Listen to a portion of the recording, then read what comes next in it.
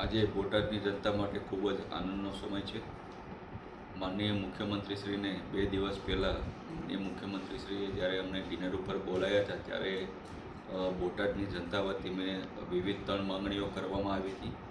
જેમાં બોટાદ જિલ્લો બન્યો ત્યારથી આપણે એક આઈસીયુ એમ્બ્યુલન્સની ખાસ જરૂર હતી.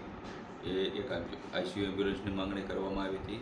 સાથોસાથ માનનીય મુખ્યમંત્રીશ્રીને બોટાદ શહેરની ફરતે એક રિંગ રોડની મેં માંગણી કરી હતી જનતા વતી, અને એક બોટાદમાં સિવિલ મેડિકલ કોલેજની માંગણી કરી હતી. આ 3 માંગણીઓ માનનીય મુખ્યમંત્રીશ્રીને રૂબરૂ ડિનર જ્યારે એમની સાથે લેવામાં આવ્યું ત્યારે મેં કરવામાં આવી હતી.